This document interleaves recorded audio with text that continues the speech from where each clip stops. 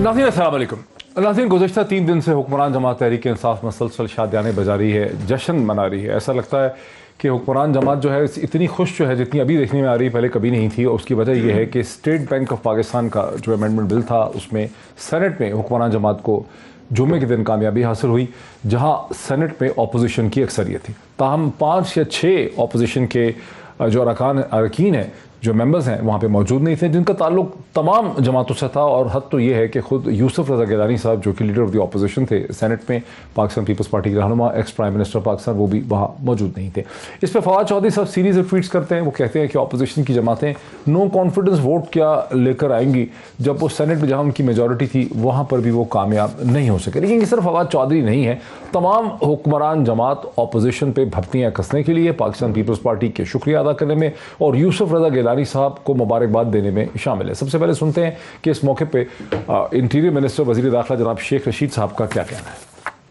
मेरा ख्याल है सबको पता लग चुका है कि सेनेट से बिल भी मंजूर होता है। अपोजिशन को ये ख्याल रखना चाहिए, ये 14-15 आदमी जो हैं ये अंदर से इमरान खान के साथ हैं और IMF में जाना कोई शौक नहीं है, कोई खुशी की बात नहीं है, मजबूरियां हैं। 3.5 साल कौमी असम्बली में कोई बिल, कोई करारदाद, कोई हुकूमत की फेल नहीं हुई। और अब ये अदम एतमाद की जो बातें कर रहे हैं, इसमें बंदे इनको लाने होते हैं। और ये ख्याल छोड़ दें, ना धरने में कुछ होगा, ना लॉन्ग मार्च में कुछ होगा, ना इमरजेंसी का मुझे पता है, ना सदारती निज़ाम का पता है। जिन लोगों ने कहा है कैबिनेट में ये कोई बात नहीं आई। डॉक्टर वसीम शहजाद जो हैं वो क्या फरमाते हैं यूसुफ रज़ा गिलानी साहब के हवाले से। लीडर ऑफ अपोजिशन तशरीफ लाएं ना लाएं ये उनकी स्वाबदीद है, मगर उस दिन यकीन मानिए कि हम बहुत इनके शुक्रगुजार हुए जब ये इस हाउस में तशरीफ नहीं लाए। और शायद इसी दिन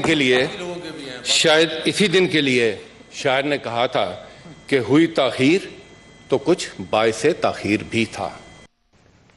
हुई ताखीर तो कुछ बाइस से ताखीर भी था। जब डॉक्टर वसीम सब कुछ कह रहे थे तो उस वक्त यूसुफ रज़ा गिलानी साहब वहाँ मौजूद थे। यूसुफ रज़ा गिलानी साहब ने जवाबी तौर पर अपना इस्तीफ़ा जो है कहा है कि पीपल्स पार्टी की सेंट्रल मरकज़ी क़यादत को मैंने पेश कर दिया। क्यों, कैसे कहा उन्होंने? 27 जनवरी को आपने एजेंडा जो दिया तो जो मेरा स्टाफ है उनको मिला कोई 11:50 में। मेरे घर पे पहुंचा 1 बजे। और मैं ये समझता हूँ कि इतना इम्पोर्टेंट एजेंडा, इसके लिए कुछ मौका मिलना चाहिए था कि जितने पार्लियामेंट्री लीडर्स हैं आप एडवाइजरी कमेटी को बुला लेते, उसमें डिस्कशन कर लेते, उसके बाद आप ऑर्डर ऑफ द डे पर ले आते। You facilitated the government. I have already submitted my resignation to my party that I don't want to be the leader of the opposition. Thank you. ये वो सूरत हाल है जिसमें हम डिस्कशन का आगाज़ कर रहे हैं। मेरे साथ स्टूडियो में तशरीफ़ रखते हैं पाकिस्तान पीपल्स पार्टी के सीनियर रहनुमा जनाब मुर्तज़ा वहाब सदीकी साहब, जो कि एडवाइज़र हैं चीफ मिनिस्टर सिंध के law administration Karachi, spokes person भी सिंध गवर्नमेंट के, डिप्टी इंफॉर्मेशन सेक्रेटरी भी PPP सिंध के, फॉर्मर सेनेटर हैं। मेरे साथ स्टूडियो तशरीफ़ रखते हैं। Very warm welcome to Murtaza Wahab Siddiqui sahab. PMLN के सीनियर रहनुमा जनाब खुर्रम दस्तगीर साहब जो हैं एक वीडियो लिंक के ज़रिए गुजरांवाला से मुझे ज्वाइन कर रहे हैं, और तहरीक इंसाफ के रहनुमा जनाब सेनेटर वलीद इकबाल साहब भी एक वीडियो लिंक के जरिए मुझे लाहौर से ज्वाइन कर रहे हैं। Very warm welcome to all my guest once again. Murtaza Wahab Siddiqui sahab, information minister Fawad Chaudhary साहब ने ट्वीट किया, वो ये कह रहे हैं कि असल में रिज़ाइन जो है यूसुफ रज़ा गिलानी साहब क्यों रिज़ाइन कर रहे हैं? रिज़ाइन करना है तो बिलावल भुट्टो को और आसिफ अली ज़रदारी साहब को करना चाहिए इस सूरत हाल पर। बिस्मिल्लाहिर्रहमानिर्रहीम। मैं समझता हूँ मुईद साहब, अगर शर्मिंदगी किसी को होनी चाहिए वो शर्मिंदगी उन लोगों को होनी चाहिए जिन्होंने पाकिस्तान की फ़ाइनेंशियल सॉवरेनिटी को गिरवी रखने की ये कहानी चलाई है। और वो कहानी पाकिस्तान तहरीक इंसाफ और उनके इत्तेहादियों ने चलाई है।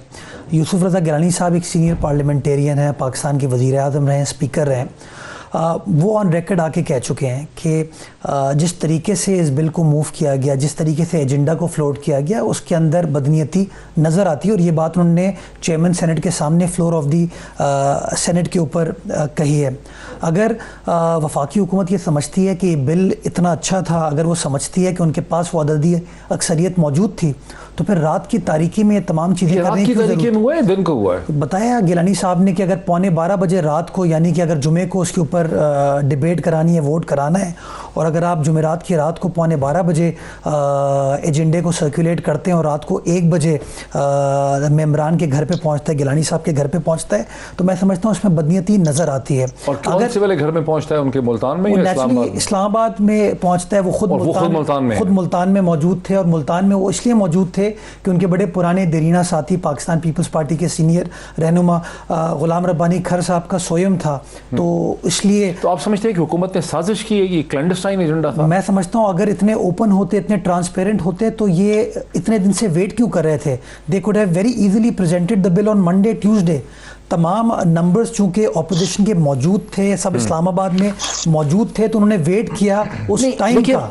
लेकिन मौलाना फजल रहमान की पार्टी के सदर ताला महमूद भी नहीं आए, PMLN से मुशाहिद हुसैन सैयद साहब और नज़र सादिक वहाँ नहीं आई, पख्तूनख्वा मिली अवामी पार्टी से शफीक तरीन और नसीम एहसन वहाँ नहीं, तो ये सब हुकूमत ने नोट किया हुआ था थ्रू डिजिटल मैकेनिज्म के नहीं होंगे। नेचुरली देखें, हुकूमत अपना नंबर गेम जो है वो मैनेज करके रखती है, और वो at the end of the day है तो हुकूमत। अच्छा। उसके बाद वो तमाम वसाइल हैं, तो मैं तो इन तमाम लोगों को ये कहना चाहूँगा, CIA टाइप ऑपरेशन लग रहा है तो उन्होंने टैगिंग की भी थी इलेक्ट्रॉनिक। मेरे ख्याल में ये मालूम करना इतना कोई मुश्किल नहीं होता कि गिलानी साहब कहाँ पर होंगे या तला महमूद साहब कहाँ पर होंगे, बड़ी कोई छुपी हुई चीज़ नहीं होती। बुनियादी देखिए मोहित साहब, मैं समझता हूँ कि कानून साजी जो है वो एक बहुत बड़ा काम होता है, एक बहुत बड़ी आपके पास अमानत है रियासत की और पाकिस्तान की आवाम की।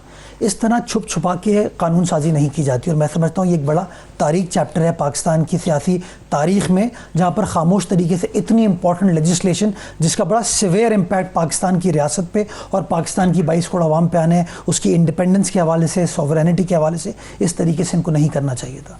अच्छा खुर्रम दस्तगीर साहब, क्या आपका भी यही ख्याल है कि हुकूमत ने इलेक्ट्रॉनिक और डिजिटल टैगिंग के जरिए ये देख लिया था कि ये 6 लोग जो हैं ये फला वजूहात की वजह से नहीं होंगे, और उस तरह से उन्होंने सेनेट का इजलास बुला लिया जहां उन्होंने कमाल होशियारी करके उन्होंने इसको पास करवा लिया? आपको भी यही शक है? जी, ये पार्लिमानी टैक्टिक्स का हिस्सा है। जुम्मे के रोज आम तौर पर हाजिरी कम होती है, बहुत सारे अरकान अपने कॉन्स्टिट्यूंसीज में लौट जाते हैं थर्सडे नाइट को ही, तो जुम्मे के रोज उस तरह आम तौर पे किसी भी किस्म का जो अहम कानून साजी है वो नहीं रखी जाती। हुकूमत को चूंकि एक IMF की तरफ से बहुत सख्त दबाव का सामना है जिसके आगे इमरान खान घुटने टेक चुके हैं, तो लिहाजा उन्होंने ये फैसला किया कि वो जुम्मे वाला कार्ड खेल कर अपने नंबर पूरे करेंगे। ऑपोजिशन को भी मेरी नजर में तो पूरी तरह चौकन्ना और मुस्ताद होना चाहिए था। ये सिर्फ जुम्मे का कार्ड है या इनको पता था कि फलाना बंदा यहाँ नहीं होगा? जुम्मे का कार्ड तो इनके खिलाफ भी जा सकता था ना, आखिर टाई तो हो ही गया, 42 टाई तो हुआ ही वहां। जी, वो जुम्मे का ही कार्ड था या इनको ज्यादा स्पेसिफिक इंफॉर्मेशन थी? जी, मुझे अभी इसके बारे में मजीद इंफॉर्मेशन अगले चंद दिनों में अवेलेबल हो जाएगी कि किस किस्म का ये कहानी बनाई गई। नुज़रत सादिक साहिबा भी अलील है और मुल्क से बाहर है, बहुत अरसे से, उन्हें कुछ देर हो गई है, वो तो बिल्कुल अवेलेबल नहीं है, उनकी तो मौजूदगी के बारे में कोई बहम नहीं था। मुशाहिद हुसैन साहब के बारे में कहा गया कि उन्हें कोरोना है, उसकी वजह से वो आइसोलेशन में है, तो वो नहीं आए। तो गालिबन हुकूमत को ये मालूम था कि भी कुछ लोग जो हैं वो कोरोना की वजह से ये ऐसे इशू में मुब्तला है जिसमें वो अपने नंबर जो है जाहिर कर सकते हैं।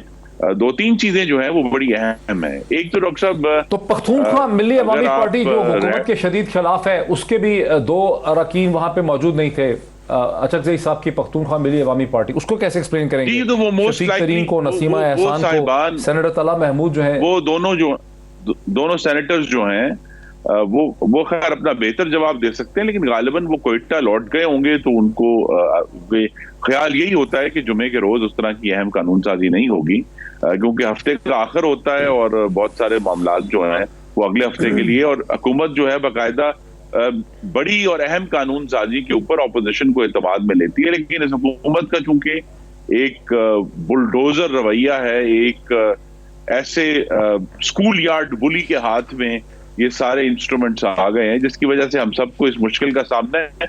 लेकिन मैं फिर भी ये कहूंगा कि ऑपोजिशन को चौकन्ना और मुस्तैद होना भी हमारी जिम्मेदारी है, जिसमें हमें पूरी कोशिश करनी चाहिए कि इसको आगे लेकर चलें। लेकिन अगर उन्होंने ये बिल जीत भी लिया है तो ये बिल क्या है? ये स्टेट बैंक की गुलामी का जो बिल है या पाकिस्तान की जो मॉनेटरी पॉलिसी का बाजू काटने का बिल है, ये कौन सी विक्ट्री है? मैं तो नहीं समझ पाया कि ये कौन सी विक्ट्री है। बल्कि हुकूमत को तो ये चाहिए था कि वो अपोजिशन के साथ ताउन करते और IMF को कहते भाई सेनेट में वोट नहीं है ताकि ये गुलामी का बिल जो है ये पास ना होता। लेकिन हुकूमत चूंकि घुटने टेक चुकी है और अब बाकायदा आप दरखास्त कर रहे हैं, उन्होंने कहा जी हमने IMF ने कमाल मेहरबानी फरमाई है कि उन्होंने अपनी जो मीटिंग है उसको मौखर कर दिया है। तो यहाँ तो एक डेस्परेशन है, एक कैपिचुलेशन है हुकूमत की जो नजर आ रही है। ऑपोजिशन को अपना काम जरूर करते रहना चाहिए, लेकिन मैं नहीं समझ पाया कि डॉक्टर साहब इस्लाम ने शुरू में कहा कि ये शादियाने गुलाम बनने का सर्टिफिकेट मिलने के शादियाने हैं, ये पाकिस्तान की मॉनेटरी पॉलिसी का बाजू काट देने के शादियाने हैं, ये पाकिस्तान के जो आने वाला मुस्तकबिल है उसमें हुकूमत को बेअसर और कमजोर करने के शादियाने हैं। अगर तो ये इस हुकूमत का मकसद है PTI का कि पाकिस्तान को गुलाम करना है, पाकिस्तान की हुकूमत को मॉनेटरी पॉलिसी में बेअसर करना है, तो फिर तो शायद ये जरूर शादियाने बच जाएं। वरना कोई भी शख्स जो पाकिस्तान की रियासत को और हाकमियत को बेहतर देखना चाहता है इस बिल के पास होने पर खुशी का इजहार नहीं कर सकता। किस चीज के ये शादियाने हैं? मेरे साथ रहिए जनाब सेनेटर वलीद साहब। बजाय इसके कि हुकूमत जो है वो ऑपोजिशन के साथ मिलके अपनी गुलामी के स्टॉक को और इस बिल को, जहां उसने टोटल सरेंडर आवाम समझते हैं, लोग समझते हैं, वो करने की कोशिश करती, कुछ सपोर्ट हासिल करती पार्लियामेंट में, ऐसा लगता है कि हुकूमत ने फ्रॉड से, धोखाधड़ी से वन वे दी अदर इस बिल को पास करवाया, जबकि हुकूमत को पता था कि कम से कम 6 अरकान जो हैं वो असेंबली में नहीं होंगे। बिल्कुल ऐसा नहीं है जी, ना कोई धोखा हुआ, ना किसी किस्म का फ्रॉड हुआ।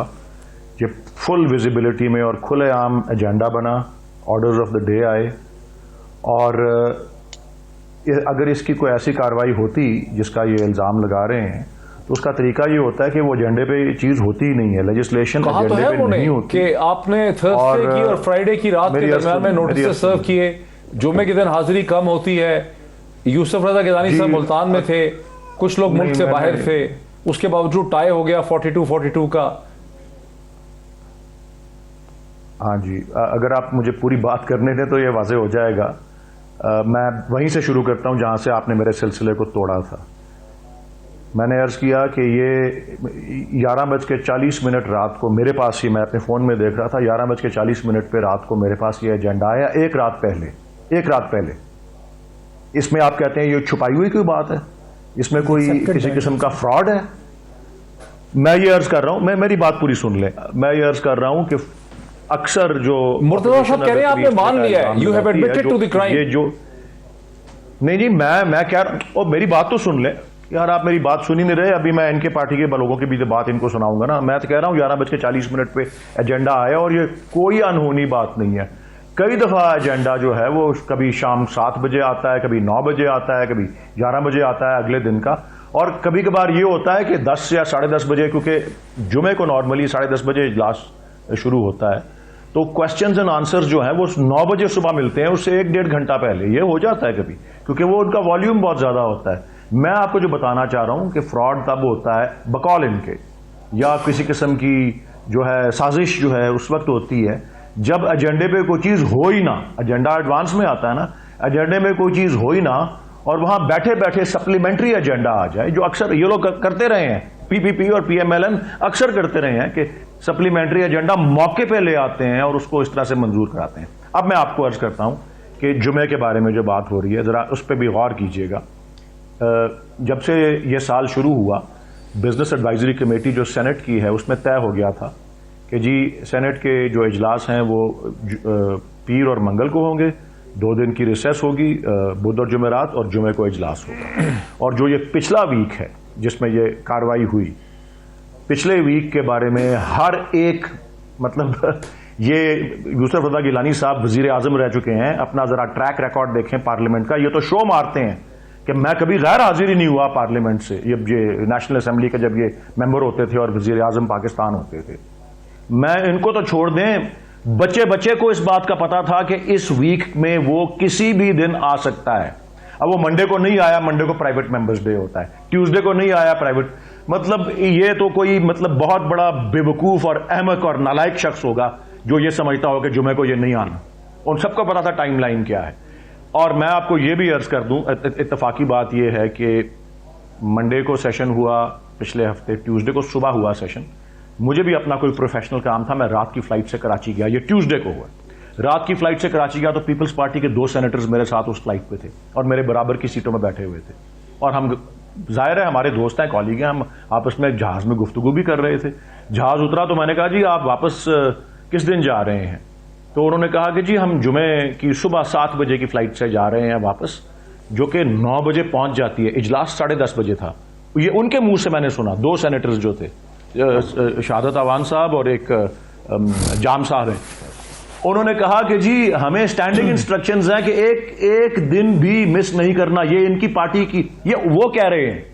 और फिर इनके अपने लीडर नहीं आते उस दिन, लीडर ऑफ द ऑपोजिशन खुद, उनकी कुर्सी खाली है। मैं भी कराची से वापस पहुंचा हूं। नहीं, अगर पार्टी को स्टैंडिंग इंस्ट्रक्शन थी तो फवाद चौधरी साहब फिर क्यों फरमा रहे हैं कि बिलावल भुट्टो को और आसिफ अली सरदारी साहब को रिजाइन कर देना चाहिए? अगर आपने तो खुद साबित कर दिया कि पार्टी की इंस्ट्रक्शंस थी, मैं जो एसओपी जी, मैं तो पार्टी का पीपल्स पार्टी का, तो इंफॉर्मेशन मिनिस्टर कहते हैं कि बिलावल भुट्टो को रिजाइन कर देना चाहिए। मैं तो वो कह रहा हूं जो मैं जानता हूं, मैं तो वो कह रहा हूं जो मैं जानता हूं जी। फवाद साहब से आप पूछ लें वो क्या जानते हैं। मैं तो ये कह रहा हूं कि जी इनके ये इन सबको हिदायत थी कि ये आए और वो आए। और यहां तक कि मैं बता दूं कि हमारे अपने एक सेनेटर जो हैं, ये जो कह रहे हैं ना यूसुफ रज़ा गिलानी साहब के उनको रात को 12 बजे पता लगा, हमारे अपने एक सेनेटर जो प्रिंस अहमद हैं कलात के, वो उनके पास फ्लाइट नहीं थी, वो बाय रोड चले और रात को पता नहीं 11 घंटे की रोड जर्नी करके आए वहां तक पहुंचने के लिए। सबको पता था क्या होना है और क्या नहीं होना, एजेंडा सबके पास था। और शाह महमूद साहब ने तो इनको कहा है गिलानी साहब को मेरे साथ आ जाते हैं। सर मुझे ब्रेक लेने दीजिए। ये बिल्कुल को ये मैं एक बात अर्ज कर दूं, लेने दीजिए, किसी किस्म की कोई फ्रॉड। ठीक है, सर वलीद इकबाल साहब ने अपना जो मुद्दा पेश किया, उन्होंने जो एविडेंसेस हमारे सामने रखी, जो शवाहिद रखे, जो आर्गुमेंट्स रखे, उसे सुन के कम अज कम बज़ाहिरन on the face of it तो यही लगता है कि जो लोग नहीं आए वो कुछ सोच के ही वहां पे नहीं आए, कोई गलतफहमी नहीं हुई होगी। इसे मजीद बात करते हैं एक ब्रेक के बाद। नाज़रीन वेलकम है। जब बात शुरू हुई तो ऐसा लगता था कि मुर्तज़ा वहाब साहब के पास बड़ा स्ट्रॉन्ग केस है, फिर बात आगे बढ़ी तो ऐसा लगता था कि खुर्रम दस्तगीर साहब के पास बड़ा स्ट्रॉन्ग केस, लेकिन आखिर में जब सेनेटर वलीद इकबाल साहब ने अपना आर्गुमेंट पेश किया तो लगता है उनके पास भी बड़ा स्ट्रॉन्ग केस है। और सेनेटर वलीद इकबाल साहब ही के आर्गुमेंट से बात का आगाज़ करते हैं। देखिए, सेनेटर वलीद इकबाल के कह रहे हैं कि पीपल्स पार्टी के सेनेटर्स के साथ वो ट्रैवल कर रहे थे, जहाज़ में थे, उन्होंने उनको बताया कि हमें स्टैंडिंग इंस्ट्रक्शंस हैं और हमें पता है। इसका मतलब है कि आइटम पे तो पहले से था कि किसी भी वक्त एक शॉर्ट नोटिस पे ये बिल जो है ऐवान के सामने, सेनेट के सामने आ सकता था। लोग 7 बजे की जो सबसे इंपॉर्टेंट फ्लाइट होती है कराची की, वो लेकर 9 बजे पहुंच रहे थे, 10:30 बजे ऐवान में। उनको पता था कि ये चीज़ सामने आ सकती है। फिर कैसे एक्सप्लेन करें हम कि अपोजिशन के जो 6 मेंबरान हैं वो गुम हो जाते हैं? देखिए मुझे साहब, थोड़ा सा चीज़ों को समझने की ज़रूरत है। एक तो वलीद साहब ने इस बात का एतराफ़ किया कि इवन उनको ट्रेजरी बेंचेस के ऊपर जो ऑर्डर ऑफ द डे की कॉपी है वो 11:30 बजे मिल रही है, यानी कि जो गिलानी साहब ने फ्लोर ऑफ द सेनेट में बात की है उसकी वो खुद भी तस्दीक कर रहे हैं कि ये बिल्कुल लास्ट मिनट चीज़ों को मूव किया गया।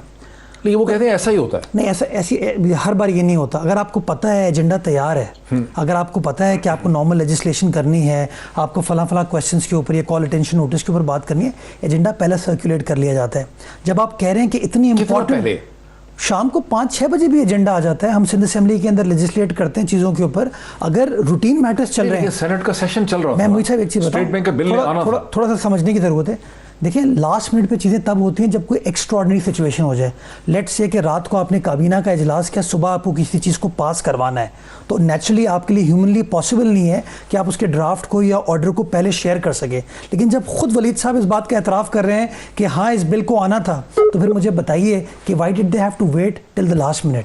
नंबर 1। नंबर 2, आप सबको पता है कि मंडे को भी इजलास था, ट्यूसडे को भी इजलास था। अगर ये इतनी अहम कानून साजी थी जिस पे ये बड़े कंफर्टेबल थे कि इनके पास नंबर्स हैं, तो मंडे को डिबेट करा के पास करा देते, ट्यूसडे को पास करा देते। तो there is a reason why they opted for Friday.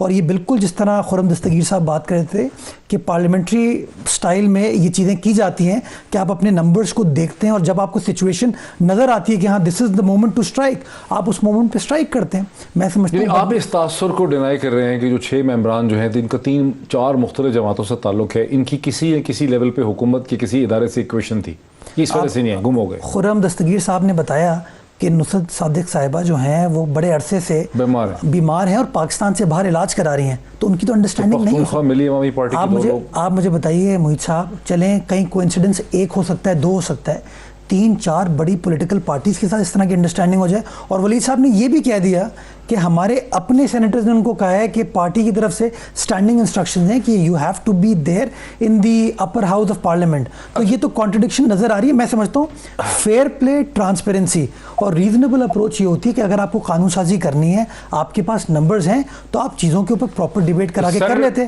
Prior notice देते। सर वलीद इकबाल साहब, आपकी दलील जो वक्फे से पहले आपने दी है, आपके आर्गुमेंट को अगर खोला जाए तो फिर क्या आप ये कह रहे हैं कि जो 6 मेंबरान नहीं आए ऑपोजिशन की 3 जमातों के, इनकी आपके साथ या कहीं किसी के साथ एक अंडरस्टैंडिंग थी, इक्वेशन थी, जिसके नतीजे में ये चाहते थे कि हुकूमत कामयाब हो जाए, इसलिए नहीं आए? आपकी बात से तो यही लगता है ना, आप कहते सबको पता था, स्टैंडिंग इंस्ट्रक्शंस थी, हदायत दी जा चुकी थी, लोगों को मालूम था, तो फिर इसका क्या मतलब है? जी, बकौल पीपल्स पार्टी के 2 सेनेटर्स के ये तो बिल्कुल मैं वही दोहरा रहा हूँ कि उनको तो स्टैंडिंग इंस्ट्रक्शंस थी। मैं PMLN के बारे में नहीं कह सकता क्योंकि उनके मेरे जो कॉलीग्स थे उनसे मेरी मुलाकात उन हालात में नहीं हुई थी। लेकिन ये भी मैं आपको अर्ज़ कर दूं कि मैं आपको कह रहा हूँ ना कि जी बच्चे को पता था कि ये बिल किसी भी दिन आ सकता है। सो स्टैंडिंग इंस्ट्रक्शंस होती या ना होती, अगर इनका ये मिशन था और इन्होंने कहा हुआ था अपोजिशन वालों ने कि, और ये मुश्तरका अपोजिशन सो कॉल्ड जो है कि जी हमने इस बिल को नहीं कामयाब होने देना। बाय द वे ये बिल मेरे हाथ में है इधर, मैं चाहूंगा अगर इस पर कभी डिबेट हो, अभी हो या बाद में हो, कि कौन सी ऐसी चीज़ है जिस पे इतना ये मुबालगा आराई कर रहे हैं कि जी इसको पता नहीं मादर पे दर आज़ाद कर दिया स्टेट बैंक को। इसकी बहुत सारी तफसील यहाँ मौजूद है, मैं पढ़ के आया हूँ, वो तो ऐसी बात कोई नहीं है। लेकिन जब इन्होंने तय किया हुआ था कि हमने इसको नहीं पास होने देना, वो सही हो या दुरुस्त हो, सही हो या गलत हो, तो फिर क्या वजह है? मतलब आपका जो इल्जाम है, एक बड़ी ऑपोजिशन पार्टी, शुक्रिया अदा कर रहे हैं यूसुफ रजा गिलानी साहब का, आखिर कोई दलील तो देना, कोई हमें समझा तो देना कि आपके आर्गुमेंट का मतलब क्या है। कायदे ऐवान जी, देखिए जी, कायदे ऐवान ने कहा है कि जी हम उनका शुक्रिया अदा करते हैं कि वो उस दिन नहीं आए, बिकॉज मैं खुद भी वहाँ, मैं भी एक्चुअली सुबह 7 बजे की फ्लाइट पे ही बुक्ड था, लेकिन मेरा काम क्योंकि कराची में मुकम्मल हो गया, मैं एक रात पहले आ गया। वहाँ मुझे पता लगा, क्योंकि 1-2 और साथी उस फ्लाइट पे थे, रात की फ्लाइट पे, एक रात पहले की, कि हमारे कुछ दोस्त जो हैं वो बाय रोड कलात से आ रहे हैं, वो जो प्रिंस उमर हैं, मैं मिसाल दे रहा हूं कि जब आने की नीयत है तो फिर आते हैं लोग। मैं इस पे कोई, मैं तो सिर्फ कयास आराई कर सकता हूं। देखें, नूर रब्बानी खर साहब का इंतकाल, अल्लाह उनको गरीक रहमत करे, नूर रब्बानी खर साहब का इंतकाल मंडे को हुआ था, और ये कहना कि यूसुफ रजा गिलानी साहब फ्राइडे को नहीं आना चाहे उसकी वजह से, या उसमें फंसे हुए थे, या उसमें उनकी कोई फर्ज अदा करना था, ये बड़ी मेरे लिए तो मेरे से समझ से बालातर बात है। तो मैं तो कंजेक्चर या स्ट्रॉन्ग आर्गुमेंट, ऑब्जर्व रोके मेरे साथ, you have a strong argument. अगर दानिस्ता तौर पे क्यों नहीं आया, आई डोंट नो। वफात अगर मंडे को हुई थी, उनकी रहलत अगर मंडे को हुई थी, तो फ्राइडे का बात आर्गुमेंट में वजन नहीं है। मेरे साथ रहें खुर्रम दस्तगीर साहब, किस्सा मुख्तसर, हमने तकरीबन खासी इस पे 20 मिनट से ज्यादा बहस कर ली।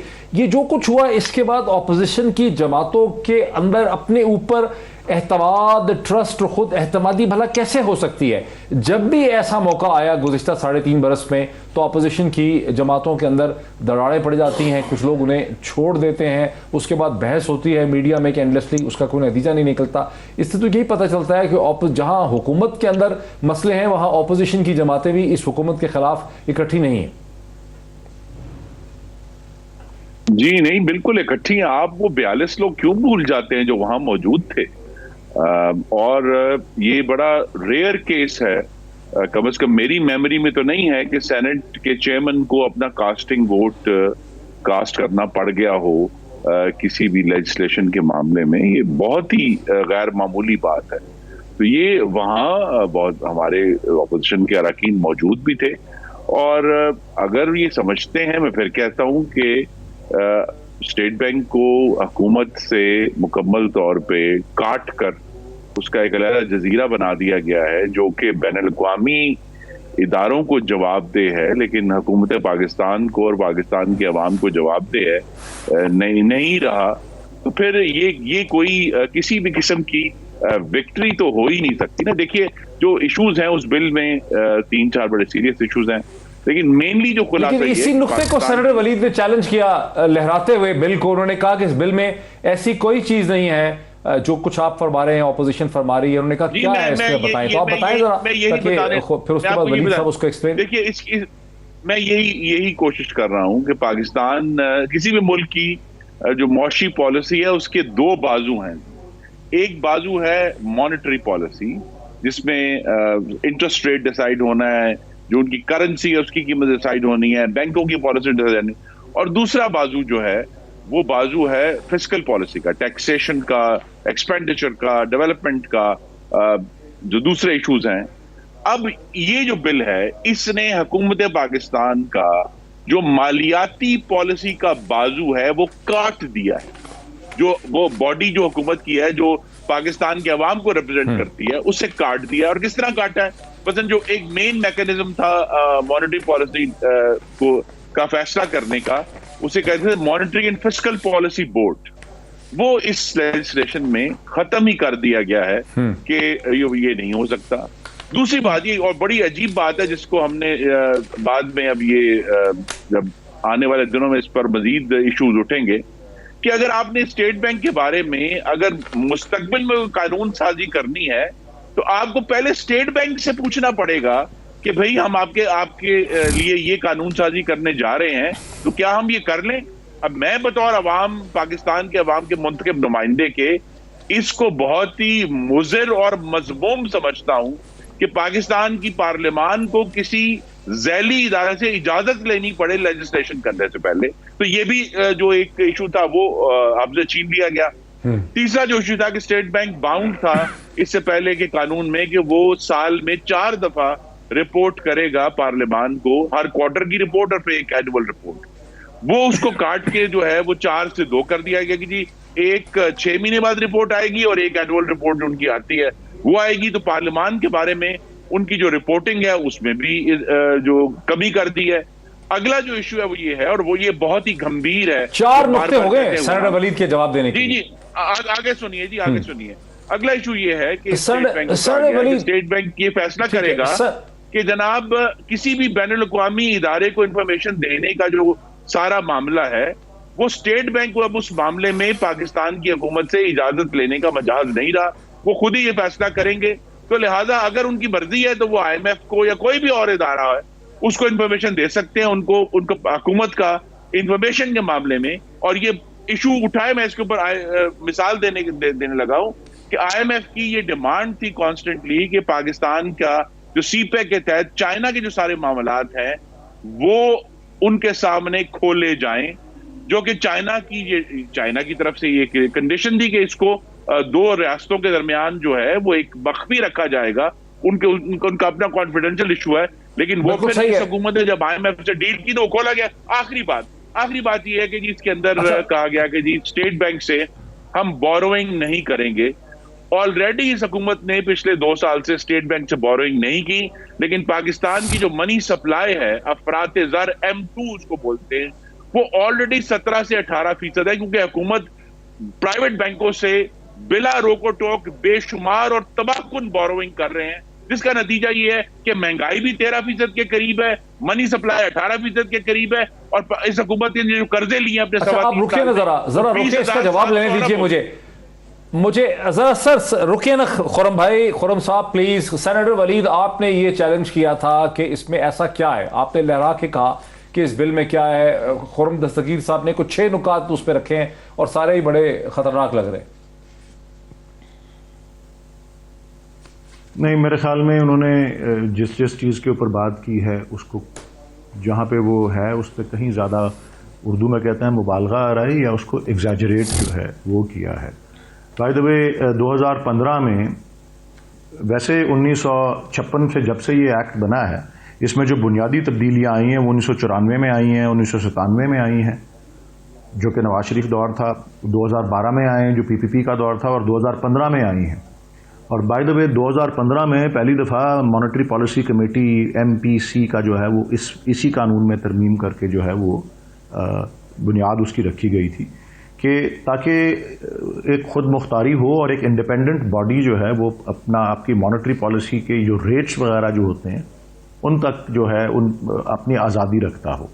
अब ये जो कह रहे हैं उन्होंने मिसाल के तौर पे एक बात की कि state bank of Pakistan financial मामलात की इंफॉर्मेशन बैनुल-अक़वामी मालियाती इदारों को दे सकता है, फॉर इंस्टेंस चीन और पाकिस्तान के दरमियान जो बायलैटरल एग्रीमेंट्स हैं। मैं एक सवाल पूछ सकता हूं? वो आप भी डाल दें उस पे, लेकिन वो ये इस पे कोई जवाब तो दें कम से कम कि चीन और पाकिस्तान के जो बायलैटरल किसी गवर्नमेंट टू गवर्नमेंट ट्रांजैक्शन, किसी गवर्नमेंट टू गवर्नमेंट कॉन्ट्रैक्ट जो कॉन्फिडेंशियल है, G2G कॉन्ट्रैक्ट की कोई डिटेल स्टेट बैंक देने का इख्तियार नहीं रखता। ये मैं आपको वाज़े तौर पे अर्ज कर रहा हूँ, ऐसी कोई चीज़ इस बिल के अंदर नहीं है। यस, इसमें खुद मुख्तारी और आज़ादी की बात है, इसके साथ सवाल रेज करना चाह रहे हैं, आपकी बात भी है, ट्रांसपेरेंसी और अकाउंटेबिलिटी इसके अंदर मौजूद है, मैं ये अर्ज कर रहा हूँ। और उसके अलावा यस, गवर्नमेंट बोरोइंग इसमें एक सबसे अहम सुतून इसका ये है कि सियासतदान स्टेट बैंक ऑफ पाकिस्तान को सियासी मकासद के लिए इस्तेमाल ना कर सकें। जी मुर्तजा वहाब। वलीद साहब, मैं एक सवाल पूछना चाह रहा था।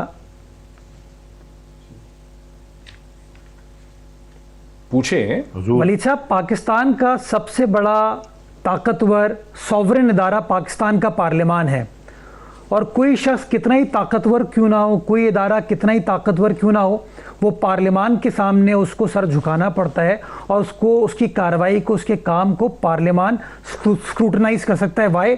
Because it is the custodian of the power repose by the people of Pakistan. क्या इस अमेंडमेंट के बाद वो पार्लियामान को सुपरविजन का, ओवरव्यू का, स्टेट बैंक की तमाम काम के देखने का इख्तियार होगा या नहीं होगा? बिल्कुल जी, खुरम साहब ने तो इस बात का खुद एतराफ़ किया कि जी बजाय साल में 4 दफ़ा रिपोर्ट देने के वो 2 दफ़ा रिपोर्ट देगा और फिर सालाना रिपोर्ट भी देगा। तो जाहिर है वो इख्तियार तो यहाँ मौजूद है। वैसे वो 4 दफ़ा, मैं थोड़े से अफसोस के साथ ये बात अर्ज कर रहा हूँ कि वो 4 दफ़ा दे या 2 दफ़ा दे या 3 दफ़ा दे या 1 दफ़ा दे, मुझे भी इस बात के ऊपर मैं भी चाहूँगा एक गिनती रखूँ कि कितने हमारे पार्लियामान के मेंबरान ने पढ़ा और पढ़ने की ज़हमत की उसको या समझ भी सके इसको, वो तो एक अलग बात है। मैं सिर्फ ये अर्ज करना चाहता हूँ, जो खुरम साहब ने कहा कि जी कानून साजी अगर करने के लिए, एनुअल रिपोर्ट कुछ और होती है के लिए, स्टेट बैंक ऑफ पाकिस्तान के ऊपर कानून साजी करने के लिए अगर पार्लियामान को स्टेट बैंक की इजाजत लेने की जरूरत है, मुझे बताएं कौन सी इसकी एक क्लॉज है, मैं पढ़ के बताऊंगा कि उसका क्या मतलब है। सवाल ही नहीं पैदा होता ऐसी कोई चीज हो, और अगर हो तो वो आईन की रूह से कह रहे हैं ऐसी क्लॉज अभी का है। किसी मौजू के ऊपर कानून साजी करने से पहले किसी की इजाजत नहीं चाहिए जो है पाकिस्तान के पार्लियामान को या सूबाई असेंबली को, डिपेंडिंग के वो कौन सा इख्तियार है। मैं पढ़ के सुना दूं डॉक्टर साहब, अगर आपकी इजाजत तो ऐसी कोई बात नहीं। जी जी पढ़ें जी। मैं ब्रेक ले लूं खुरम साहब, उसके बाद आप पढ़ के सुना दें। बिल्कुल आप अपनी लाइनें तैयार रखें, मैं ब्रेक ले लूं, ब्रेक के बाद वापस आते हैं। खुरम दस्तगीर साहब पढ़ के बताना पाएंगे कि स्टेट बैंक अमेंडमेंट एक्ट जो है, जो बिल है, उसके अंदर कहां पर यह चीज मेंशन है कि हुकूमत जो है वो स्टेट बैंक से पूछना पड़ेगा कानून साजी करने के लिए। एक आफ्टर द ब्रेक। नाज़रीन वेलकम बैक। जरा तेजी से चलते हैं। वक्फे से पहले सूरत हाल ये थी कि सेनेटर वलीद इकबाल साहब का कहना है कि इस बिल में जो स्टेट बैंक के हवाले से पास हुआ है, कानून बना है, इसमें कोई ऐसी शिक नहीं है जहां हुकूमत पाकिस्तान को स्टेट बैंक ऑफ पाकिस्तान के बारे में कानून बनाने से पहले स्टेट बैंक से पूछना पड़ेगा। लेकिन खुरम दस्तगीर साहब नजर है कि वाकई ऐसा है, वो इसको पढ़ के सुनाना चाहते हैं। खुरम दस्तगीर साहब पढ़े, जरा पढ़ के सुनाएं जी। सेक्शन 46B है इसका, जो लेजिस्लेशन अब कल सेनेट में थ्रू हुई है, उसका सब सेक्शन 8 है। वो ये कहता है कि the bank shall be consulted ex ante on any proposed legislative act related to the bank. Walid sahab लातीनी जबान समझते हैं, कुछ कुछ कानून के बाहर हैं। एक्स एंटे का मतलब है इन। वलीद साहब ये तो ऐसा ही लग रहा है जैसा कि खुरम दस्तगीर साहब ने कहा, बड़ी सादा सी अंग्रेजी है। जी खुरम जी वली सेनेटर हाँ वली जी, वो कह रहे हैं, मैं उर्दू तर्जुमा कर देता हूँ। मैं उर्दू तर्जुमा कर देता हूँ। अगर कोई बिल मुतारिफ कराएगी वफाकी हुकूमत पार्लियामान में, जिसमें बैंक की किसी जो फ़र्ज़ की अदायगी है उसके बारे में कोई असर पड़ता हो, तो बैंक से उसके बारे में मशवरा कर लेगी। उसकी इजाज़त लेने की बात कहीं नहीं हुई, कंसल्ट कर लेगी। को हो सकता है उसकी नोक पलक में, उसकी ड्राफ्टिंग में जो है, जो कह रहे हैं, जो हम सब कह रहे हैं, फर्क क्या है? मैं और वलीद साहब दोनों पार्लियामान कंसल्ट करने, कंसल्टेशन, किसी और कंसल्टेशन का मतलब कानून साजी के दौरान कंसल्ट कर सकते हैं, ये एक और बात, कंसल्ट नहीं कर सकते। सर एक मिनट। और दूसरी बात यह है कि आप एक वलीद भाई, आप देखिए भाई, पार्लियामेंट, आप कह रहा हूं ना जी खुर्रम साहब, आप और मैं हम दोनों प्राइवेट मेंबर्स हैं। मैं सेनेट में एक बिल ले आता हूं इसके बारे में, आप नेशनल असेंबली में ले आए, आप और मैं तो पाबंदी नहीं है इसके, हम प्राइवेट मेंबर्स हैं ना। आप ले आए बिल, मैं ले आता हूँ बिल, हमको तो कंसल्ट भी करने की जरूरत नहीं। बहरहाल इजाजत नहीं चाहिए, किसी किस्म की इजाजत नहीं चाहिए, मशवरा करने की, मशवरा कर लें उससे। Parliament which may have a bearing on the functions of the bank, ये मेरे और आपके ऊपर बिल बाउंड नहीं कर रहा है, ये फेडरल गवर्नमेंट को बाउंड कर रहा है कि अगर आप स्टेट बैंक के बारे में कोई ऐसा बिल लेकर आएंगे तो आप ले आए बिल। इंट्रोडक्शन नहीं, एक मुझे नहीं, लेकिन आप नहीं मुझे मेरी सिंपल गुजारिश है कि कानूनी एतबार से आप पार्लियामान के ऊपर लेजिस्लेट करते हुए कोई फेटर नहीं लगा सकते। ये पार्लियामान की कंप्लीट एब्सोल्यूट अथॉरिटी है कि वो लेजिस्लेट करे। तो अगर उसको लेजिस्लेट करने से पहले आपसे कंसल्ट करना पड़ेगा तो आप उसकी सॉवरेनिटी के ऊपर फेटर्स लगा रहे हैं, आप इंपेडिमेंट्स क्रिएट कर रहे हैं। It is the absolute right of the parliament of Pakistan to legislate within its constitutional ambit. तो आप कैसे वो फेटर्स इंपोज कर सकते हैं कि मैं जो सॉवरेन पार्लियामेंट हूं, मैं स्टेट बैंक से पूछ के कानून साजी करूंगा? ये तो एक कंप्लीट रिस्ट्रिक्शन है on the right of parliament's legislation. Sir Wali, ये तो ऐसा ही लग रहा है जैसे खुर्रम दस्तगीर साहब ने कहा है कि इस कानून की रोशनी में मशवरा कर ले, मतलब पहले से मशवरा कर ले। आप इजाजत करना चाह रहे हैं स्टेट बैंक के बारे में जो आपका इजाजत लेने की बात तो नहीं। हाँ, तो नहीं, तो अगर स्टेट बैंक मशवरे में कहते हैं कि आप ये नहीं कर सकते, वो अपनी नेगेटिव ओपिनियन दे देते हैं, फिर उसके बाद क्या होगा? तो उसको मुस्तरद कर दें। ने पाकिस्तान का ये हाल किया है। अगर उसको नहीं मानना, ये तो यहाँ लिखा हुआ है, क्या लिखा हुआ है कि ये कंसल्ट करें और वो कंसल्टेशन बाइंडिंग है, वो कंसल्टेशन, वो मशवरा जो है उसके पाबंद है, उस मशवरे को मुस्तरद कर दें। वो कहें आप नहीं कर सकते, वो जुर्रत करेंगे, वो कहने की करके तो देखें। नहीं, अच्छा, अब सेनेटर साहब बता दें नाजरीन को। खुर्रम साहब, बेसिकली उनका आर्गुमेंट ये है कि बाइंडिंग नहीं है, मशवरा करना है, पूछना है, लेकिन बाइंडिंग नहीं है, रद्द हो सकता है। जी आपको मालूम है स्टेट बैंक लव्स कंसल्टेशन को इंटरप्रेट कर चुका है। Consultation means meaningful and substantive, और ये बात ये है फेडरल गवर्नमेंट जो कि एक सॉवरेन पार्ट है आइन के तहत, उसका क्या काम है कि वो लेजिस्लेशन से पहले अपने एक झैली इदारे से कंसल्ट करे कि जनाब हम आपके बारे में ये कानून बनाने लगे। भाई ये तो मेरा और सेनेटर साहब का काम है ना कि जब हमारे सामने कानून आ जाए तो हम बुला ले स्टेट बैंक को कि अच्छा जी आपकी इस बारे में कोई राय है। लेकिन ये जो प्रायर कंसल्टेशन है, इस पे मेरा सख्त तरीन एतराज है कि पाकिस्तान के मुंतखब नुमाइंदों का जो हक है कानून साजी का, वो हमसे छीन लिया गया है।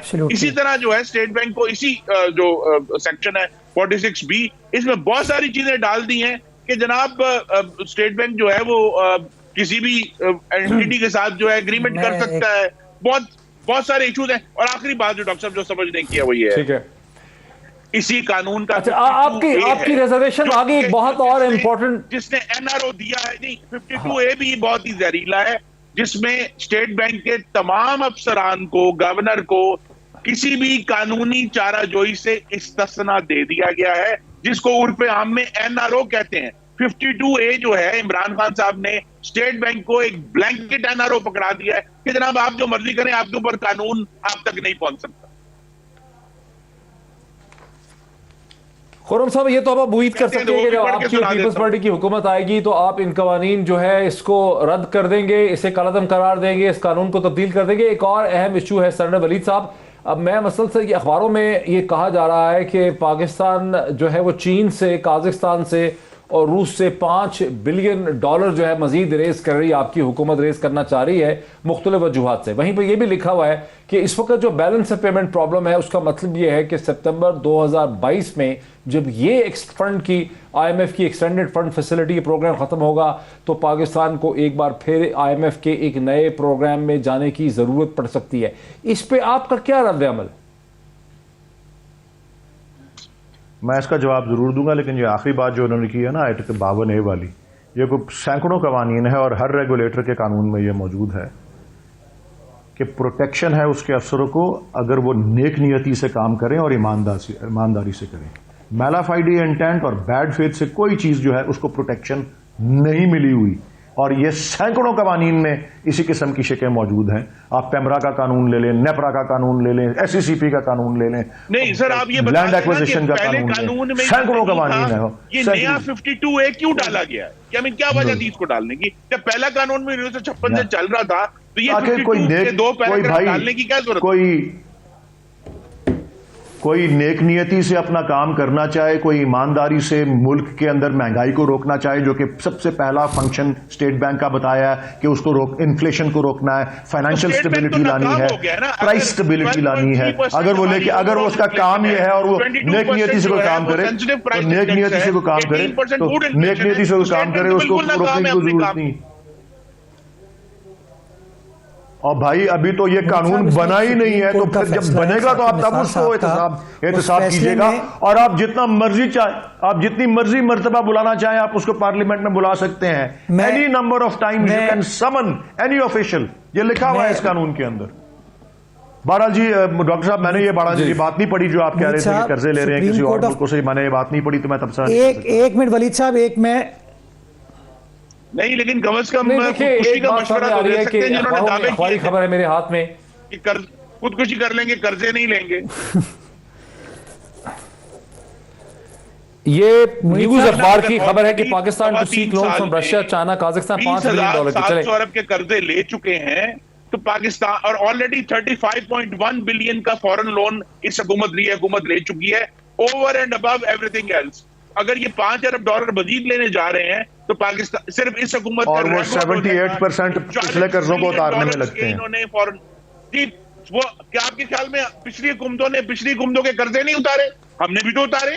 ये कौन सा नया क्रेडिट है कि जी हम तो पिछली हम भी 80% आपके कर्जे ही उतार रहे हैं? नहीं सर, नहीं, मैं 80% हमारे वो कर्जे पिछली हुकूमतों के कर्जों पर चले जाते हैं। ये आपके नाजरीन को ये बात मालूम होनी चाहिए कि ये जो स्टेट बैंक के नंबर्स आते हैं ये नेट नंबर्स हैं। पिछले कर्जे उतार के जो एडिशनल कर्जे हुकूमतें लेती हैं वो नंबर आता है। वो 20 बड़ी देर से मुर्तजा वहाब साहब इस डिस्कशन में आना चाह रहे हैं। 20,700 अरब इन्होंने एक्स्ट्रा अमूमन स्टूडियो में जो होता है उसको एज होता है, लेकिन यहाँ सूरत हाल ये है कि स्टूडियो वाले को बोलने का मौका नहीं मिल रहा। जरा रुकें जी मुर्तजा वहाब साहब, जल्दी से। मैं सिर्फ एक गुजारिश करना चाहता हूँ कि सुप्रीम कोर्ट ऑफ पाकिस्तान इसमें एक फैसला दे चुकी है जिसके तहत उन्होंने खुद कहा है कि पार्लियामेंट के इख्तियारात के ऊपर कोई कदगन नहीं लगाई जा सकती। और मैं बताना चाहूँगा नाजरीन को कि उसके अंदर जो झगड़ा था वो था CCI जो कि एक आईनी इदारा है और पार्लियामान के, क्या पार्लियामान लेजिस्लेट करने से पहले CCI से इजाज़त लेना उसके लिए लाजिम है या नहीं। और साकिब निसार साहब की जजमेंट है सुप्रीम कोर्ट ऑफ पाकिस्तान की जिसमें उन्होंने कहा कि पार्लियामान को लेजिस्लेट करने से पहले किसी इदारे से कंसल्ट करने की ज़रूरत नहीं है। तो जब CCI जो कि एक आईनी इदारा है, सूबों का इदारा है, उससे आपको कंसल्ट करने की ज़रूरत नहीं है, तो आप मुझे बताइए how does it make sense कि आप स्टेट बैंक ऑफ पाकिस्तान जो कि एक पाकिस्तान के अपने कवानीन के तहत बना हुआ इदारा है, आप पार्लियामान को कह रहे हैं कि उस स्टेट बैंक से पूछ के आप कानून साजी करें। इससे बड़ा फाइनेंशियल सरेंडर मैं समझता हूँ पाकिस्तान की तारीख में कभी नहीं हुआ है। बहुत शुक्रिया मुर्तजा वहाब साहब, इसी तरह सेनेटर वलीद इकबाल साहब का, खुर्रम दस्तगीर साहब का। ये डिस्कशन तीनों बड़ी सियासी जमातों के दरमियान स्टेट बैंक का जो नया अमेंडेड कानून आया है उसके हवाले से, और कैसे फेडरल गवर्नमेंट ने बहुत से कॉम्प्रोमाइज़ किए हैं अपनी अथॉरिटी को, अपनी इंडिपेंडेंस को। ऐसा लगता है कि वफाकी हुकूमत ने IMF के अंडर प्रेशर जो है उसको सेक्रीफाइस किया है। उसके हवाले से ये बहस आपने देखी, फैसला यकीनी तौर पर आपका है। आज इतना ही, फिर आपसे मुलाकात होती है। बहुत शुक्रिया।